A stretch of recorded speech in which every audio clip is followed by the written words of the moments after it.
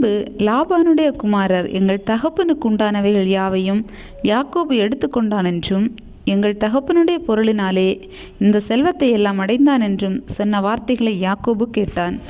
லாபானின் முகத்தை யாக்கோபு பார்த்தபோது அது நேற்று முந்தைய நாள் இருந்தது போல் இராமல் வேறுபட்டிருக்க கண்டான். கர்த்தர் யாக்கோபை நோக்கி, உன் பிதாக்களுடைய தேசத்திற்கும் உன் இனத்தாரிடத்திற்கும் நீ திரும்பிப்போ, நான் உன்னோடே கூட இருப்பேன் என்றார். அப்பொழுது யாக்கோபு ராகேலையும் லேயாளையும் வெளியிலே தன் மந்தையிடத்தில் அழைப்பித்து அவர்களை நோக்கி, உங்கள் தகப்பனுடைய முகம் நேற்று முந்தைய நாள் இருந்தது போல இருக்கவில்லை என்று எனக்கு தோன்றுகிறது. ஆனாலும் என் தகப்பனுடைய தேவன் என்னோட கூட இருக்கிறார். என்னால் இயன்ற மட்டும் நான் உங்கள் தகப்பனுக்கு ஊழியம் செய்தேன் என்று நீங்கள் அறிந்திருக்கிறீர்கள். உங்கள் தகப்பனோ என்னை வஞ்சித்து என் சம்பளத்தை 10 முறை மாற்றினான். ஆனாலும் அவன் எனக்கு தீங்கு செய்ய தேவன் அவனுக்கு இடம் கொடுக்கவில்லை. புள்ளியுள்ளவைகள் உன் சம்பளமாயிருக்கும் என்று அவன் சொன்னபோது ஆடுகளெல்லாம் புள்ளியுள்ள குட்டிகளை போட்டது. கலப்பு நிறமுள்ளவைகள் உன் சம்பளமாயிருக்கும் என்று அவன் சொன்னபோது ஆடுகளெல்லாம் கலப்பு நிற குட்டிகளை போட்டது. இவ்விதமாய் தேவன் உங்கள் தகப்பனுடைய ஆடுகளை எடுத்து எனக்கு தந்தார்.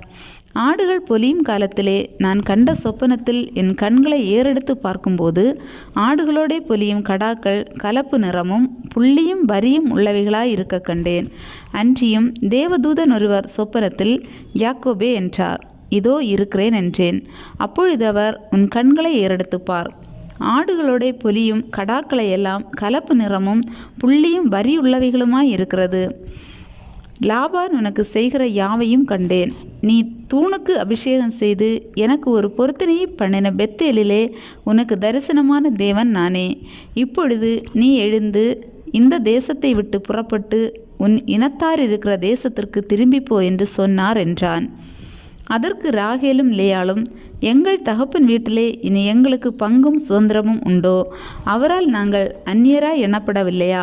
அவர் எங்களை விற்று எங்கள் பணத்தையும் வாயிலே போட்டு கொண்டார். ஆகையால் தேவன் எங்கள் தகப்பனிடத்திலிருந்து எடுத்த ஐஸ்வர்யம் எல்லாம் நமக்கும் நம்முடைய பிள்ளைகளுக்கும் உரியது. இப்படி இருக்க தேவன் உமக்கு சொன்னபடியெல்லாம் செய்யும் என்றார்கள். அப்பொழுது யாக்கோபு எழுந்து தன் பிள்ளைகளையும் தன் மனைவிகளையும் ஒட்டகங்கள் மேல் ஏற்றி தான் பதாம் அராமிலே சம்பாதித்த மிருக ஜீவன்களாகிய மந்தைகள் அனைத்தையும் தன் பொருள்கள் எல்லாவற்றையும் எடுத்துக்கொண்டு கானான் தேசத்தில் இருக்கிற தன் தகப்பனாகிய ஈசாக்கினிடத்துக்கு போக புறப்பட்டான். லாபான் தன் ஆடுகளை மயிர் கத்தரிக்க போயிருந்தான். அந்த சமயத்திலே ராகேல் தன் தகப்பனுடைய சுரூபங்களை திருடி கொண்டாள். யாக்கோபு தான் ஓடி போகிறதை சீரியனாகிய லாபானுக்கு அறிவியாமல் திருட்டளவாய் போய்விட்டான். இப்படியே அவன் தனக்கு உண்டானவைகளை எல்லாம் எடுத்துக்கொண்டு ஆற்றை கடந்து கீலேயாத் மலையை நோக்கி ஓடிப்போனான். யாக்கோபு ஓடிப்போனது 3ஆம் நாளிலே லாபானுக்கு அறிவிக்கப்பட்டது.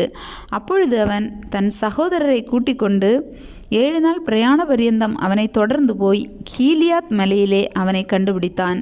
அன்று ராத்திரி தேவன் சீரியா தேசத்தானாகிய லாபானுக்கு சொப்பனத்தில் தோன்றி, நீ யாக்கோபோடு நன்மையே அன்றி தீமை ஒன்றும் பேசாதபடிக்கு எச்சரிக்கையாயிரு என்றார். லாபான் யாக்கோபினிடத்தில் வந்தான். யாக்கோபு மலையிலே தன் கூடாரத்தை போட்டிருந்தான்.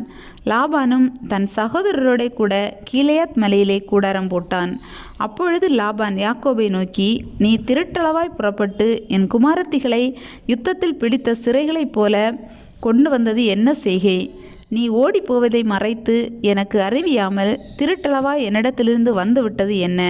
நான் உன்னை சந்தோஷமாய் சங்கீதம் மேளதாளம் கிண்ணற முழக்கத்துடனே அனுப்புவேனே. என் பிள்ளைகளையும் என் குமாரத்திகளையும் நான் முத்தம் செய்ய விடாமல் போனதென்ன? இந்த செய்கையை நீ மதியில்லாமல் செய்தாய். உங்களுக்கு பொல்லாப்பு செய்ய எனக்கு வல்லமை உண்டு.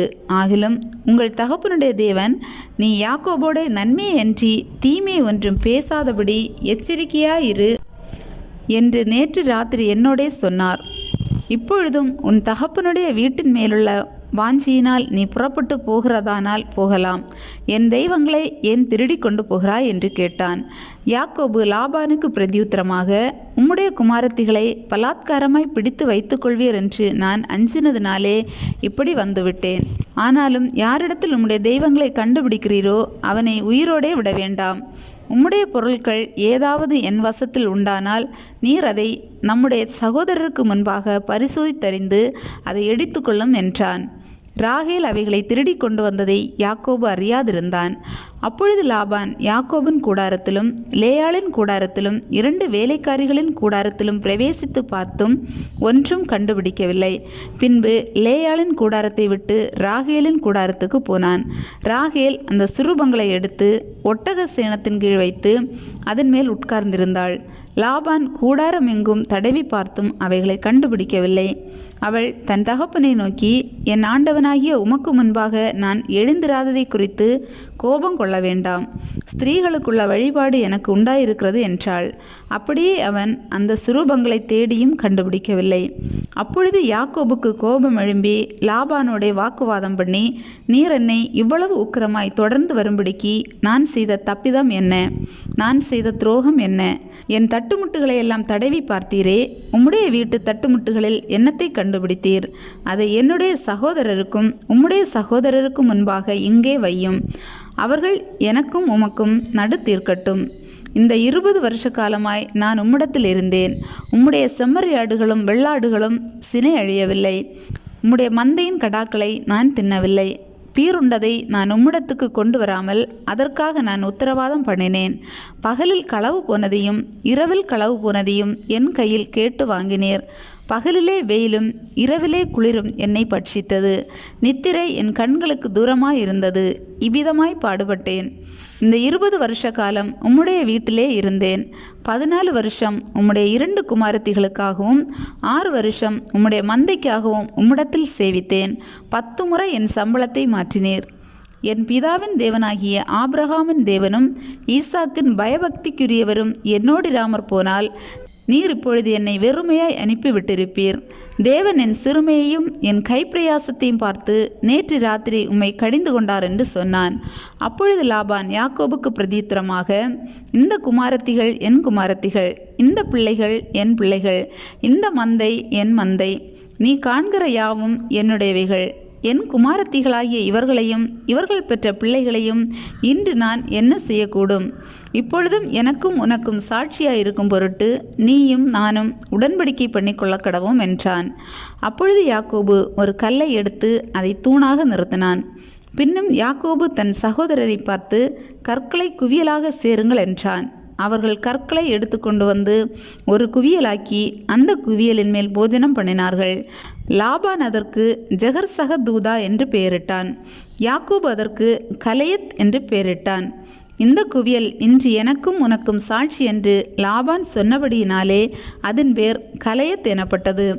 அல்லாமலும் அவன், நாம் ஒருவரை ஒருவர் விட்டு மறைந்தபின் நீ என் குமாரத்திகளை துயரப்படுத்தி அவர்களை அல்லாமல் வேறே ஸ்திரீகளை விவாகம் பண்ணினாயானால் கர்த்தர் எனக்கும் உனக்கும் நடு நின்று கண்காணிக்க கடவர். நம்முடனே ஒருவரும் இல்லை. பார், தேவனே எனக்கும் உனக்கும் சாட்சி என்று சொன்னபடியால் அது மிஸ்பா என்னும் பெயர் பெற்றது. பின்பு லாபான் யாக்கோபை நோக்கி, இதோ இந்த குவியலையும் எனக்கும் உனக்கும் நடுவாக நான் நிறுத்தின தூணையும் பார். தீங்கு செய்ய நான் இந்த குவியலை கடந்து உன்னிடத்துக்கு வராதபடிக்கும் நீ இந்த குவியலையும் இந்த தூணையும் கடந்து என்னிடத்துக்கு வராதபடிக்கும் இந்த குவியலும் சாட்சி, இந்த தூணும் சாட்சி.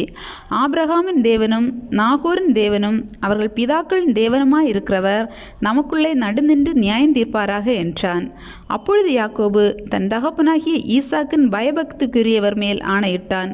பின்பு யாக்கோபு மலையின் மேல் பலியிட்டு போஜனம் பண்ணும்படி தன் சகோதரரை அழைத்தான். அப்படியே அவர்கள் போஜனம் பண்ணி மலையிலே ராத்தங்கினார்கள். லாபான் அதிகாலமே எழுந்திருந்து தன் குமாரரையும் தன் குமாரத்திகளையும் முத்தம் செய்து அவர்களை ஆசீர்வதித்தான். பின்பு லாபான் புறப்பட்டு தன் இடத்துக்கு திரும்பி போனான்.